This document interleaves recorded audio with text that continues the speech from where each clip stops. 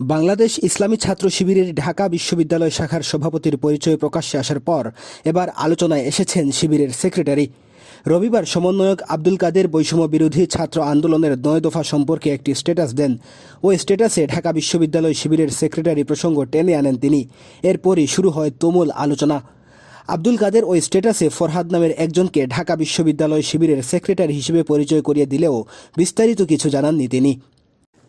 তবে ঢাকা বিশ্ববিদ্যালয়ের একটি সূত্র বলছে, শিবিরের সেক্রেটারি হিসেবে পরিচয় করিয়ে দেওয়া ফরহাদ বিশ্ববিদ্যালয়ের সমাজ কল্যাণ ও গবেষণা ইনস্টিটিউটের 2017-18 সেশনের এবং কবি জসিমউদ্দিন হলের আবাসিক শিক্ষার্থী।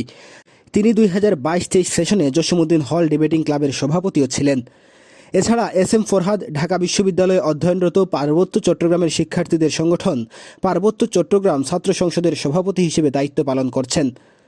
এর আগে শনিবার সামাজিক যোগাযোগ মাধ্যম ফেসবুকে এক পোস্টে সাদিক কায়েম বাংলাদেশ ইসলামী ছাত্র শিবির ঢাকা বিশ্ববিদ্যালয় শাখার বর্তমান সভাপতি হিসেবে দাবি করেন তিনি ঢাকা বিশ্ববিদ্যালয়ের রাষ্ট্রবিজ্ঞান বিভাগের শিক্ষার্থী। ফেসবুক পোস্টে সাদিক বলেন, ফ্যাসিস্ট শোষণ শুধু ছাত্র রাজনীতি নয়, রাজনীতির সংজ্ঞাটাই পাল্টে দিয়েছে।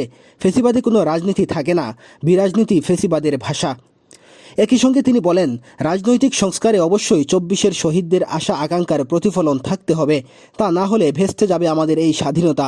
আমরা চাই ছাত্র রাজনীতি সংস্কার গবেষণা পলিসি ডায়ালগের মধ্য দিয়ে তা বাস্তবায়িত হোক।